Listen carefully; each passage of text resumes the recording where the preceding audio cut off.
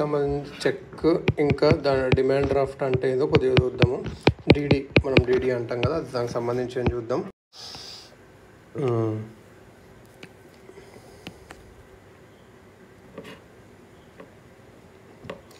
Viceroy Ripon's negotiable instruments act 1881లో ఉంటుంది. Objective ఏంటంటే cheque dishonour and forgery. Viceroy Ripon's negotiable instruments act 1881లో చెక్లో మనకు 2017లో అమెండ్ చేశారు for faster justice to victim. Refund టైంలో చేశారు. 3 పార్టీస్, ఒక చెక్లో 3 పార్టీస్ ఉంటారు. ఫస్ట్ ఏమో drawer, sender, drawee bank, drawee వచ్చేసి bank, payee recipient, RECIPIE recipient ఇదన్నట్టు. ఫస్ట్ వచ్చేసి డ్రాయర్ అంటే వాడు సెండర్, చెక్ ఇచ్చేటోడు అన్నట్టు. డ్రాయి అంటే బ్యాంక్, డ్రాయర్ అంటే సెండర్ ఇచ్చేటోడు, డ్రాయి అంటే బ్యాంక్, పేయి అంటే రిసిపెంట్ చెక్ తీసుకునేటోడు ఇది అని. చెక్స్ టైప్స్ ఆఫ్ చెక్స్ ఏంటంటే స్టేల్ అని ఒక చెక్ ఉంటుంది, not withdrawn in 3 months. Stale అని ఒక టైప్స్ ఆఫ్ చెక్స్ టైప్స్ ఏంది, stale, not withdrawn in 3 months, with 3 monthsలో విత్ డ్రా చేయలేదు. Post dated, not withdrawn in 3 months అయితే అది స్టేల్ చెక్ అయిపోతుంది. పోస్ట్ డేటెడ్ అంటే ఒక స్పెసిఫిక్ డేట్ తర్వాతనే. ఇంకోటి ఏంటంటే open or bearer cheque, no crossing, any one can encash. ఒకటి ఏంటంటే ఓపెన్ ఆర్ బియరర్ చెక్, ఇదేంటంటే నో క్రాసింగ్ ఉండదు, ఎవరన్నా ఎన్కాష్ చేసుకోవచ్చు, any one can encash. Open or bearer cheque అంటే అది అన్నట్టు, క్రాసింగ్ అయితే ఉండదు ఇందులో. IFSC కోడ్ అంటే ఏంటంటే ఇండియన్ ఫైనాన్షియల్ సిస్టమ్ కోడ్ అని అర్థం. IFSC Indian financial system code. 11 alphanumeric numbers ఉంటుంది. 11 alphanumeric numbers. Branch identified IFSC code అని ఉంటుంది కదా, ఇండియన్ ఫైనాన్షియల్ సిస్టమ్ కోడ్ అని అర్థం. అది పిన్ కోడ్ లాగా ఇది బ్రాంచ్ని ఐడెంటిఫై చేయడానికి. నెక్స్ట్ వచ్చేసి MICR అంటే ఏంటంటే మ్యాగ్నెటిక్ ఇంక్ క్యారెక్టర్ రికగ్నైజేషన్. ఇది 9 digits ఉంటుంది. MICR 9, MICR అంటే 9, IFSC అంటే 11. ఇది ఐరన్ ఆక్సైడ్ ఇంకులో ఉంటుంది, return in iron oxide ink. MICRలో యూజ్ చేసేది ఇదంటే iron oxide ink for automated clearance. ఇది for automated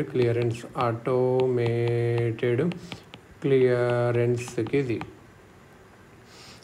demand draft, DD అంటే ఏంది, డిమాండ్ డ్రాఫ్ట్.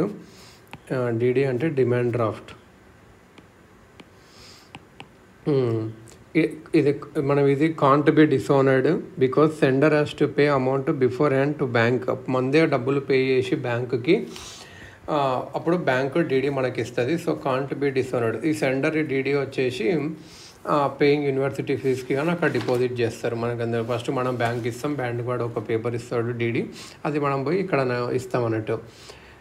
ఓవర్ డ్రాఫ్ట్ అంటే ఏంటంటే ఎప్పుడైతే ఇన్సఫిషియెంట్ బ్యాలెన్స్ ఉంటుందో మనం అప్పుడు మనీ కూడా తీసుకోవచ్చు, విత్డ్రాస్ మనీ ఫ్రమ్ లోన్ లాగా. ఈ ఫెసిలిటీస్ని ఓవర్ డ్రాఫ్ట్ అంటారు. ప్రధానమంత్రి జన్ధన్ అకౌంట్లో ఓవర్ డ్రాఫ్ట్ 10,000 ఉంది కొన్ని కండిషన్స్లో.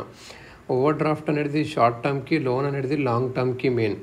ఈ చెక్కులో CTS అని ఒకటి ఉంటుంది. చెక్కు టైంలో NPS national payment corporation of India ఉంటుంది, అదేంది CTS అని ఒకటి ఉంటుంది. Cheque truncation system, CHEQUE cheque truncation system. CTS scanned image of cheque electronically. CTS అంటే ఏంటంటే scanned image of cheque electronically sent to drawee branch for faster clearance without thefting or tampering. ఇదేంటంటే మన check ఒక scanned image ఉంటుంది కదా, అది ఎలక్ట్రానికల్గా send చేస్తాము ఎవరికి, డ్రాయి బ్రాంచ్లో సెండ్ చేస్తాము. Faster clearance without thefting or tampering. ఇదేదంటే ఇది అన్నట్టు cheque truncation system. Cheque truncation system అంటే అది. ఇప్పుడు పాజిటివ్ పే మెకానిజం చూద్దాం ఫర్ చెక్స్కి. Positive pay mechanism, positive pay mechanism for cheques. Sender ఉంటారు. ఇప్పుడు ఫర్ ఎగ్జాంపుల్ ఒక సెండర్ ఉండరు అనుకో. ఇప్పుడు నేను ఒకరికి 5,000, నాకు ఒకరు 5,000 ఇచ్చారనుకో. 5,000 టు మీ, ఒక ఎక్స్ కంపెనీ 5,000 ఇస్తే ఇక్కడ నేనేం చేసిన, అది 5,000 అది కొంచెం దాన్ని మ్యానిపులేట్ చేసి ఎక్కువ తీసుకుందామని చూడడానికి వస్తే అప్పుడు ఏంటి ప్రాబ్లం అంటే, ఇది ఐసిసిఐ ఇంట్రడ్యూస్ చేసింది. ఐసిఐసిఐ ఇంట్రడ్యూస్ చేసింది కస్టమర్ సేఫ్ గార్డ్ కోసం. Later NPCI within CTS cheque truncation సిస్టంలో అడాప్ట్ చేసుకుంది. ఆర్బీఐ అన్ని బ్యాంక్స్ని ఇంప్లిమెంట్ చేయమని చెప్పింది అన్నట్టు.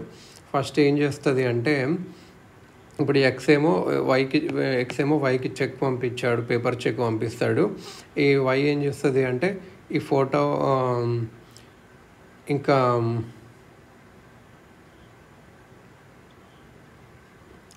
ఈ ఎక్స్ ఏం చేస్తాడు అంటే, ఒక మన ఎక్స్ బ్యాంక్ అకౌంట్ ఉంటుంది కదా, అక్కడ ఒక డిపాజిట్స్ పేపర్ చెక్ ఒకటి చేస్తాడు.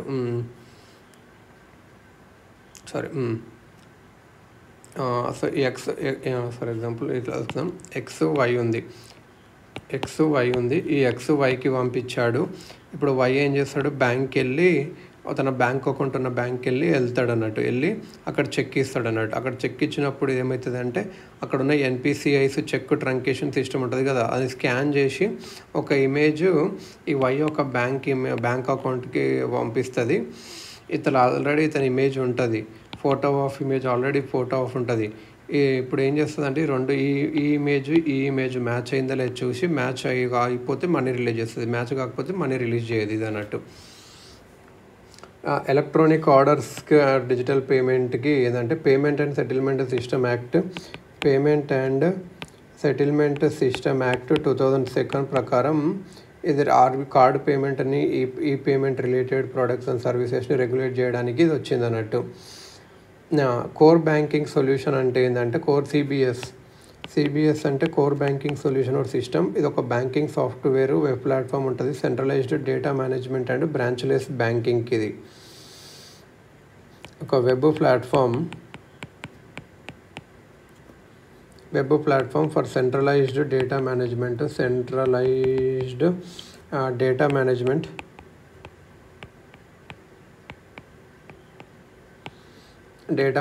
And branchless banking.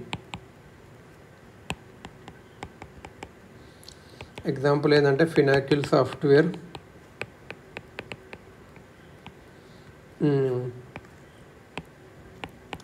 బాన్సియస్ సాఫ్ట్వేర్, ఈకూబర్ అనేది ఆర్బీఐలో ఉంటుంది. ఇట్లా అన్నట్టు.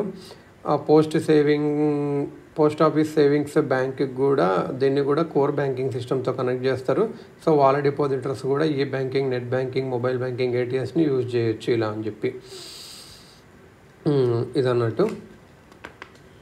నెక్స్ట్ వచ్చి ఇదన్నట్టు.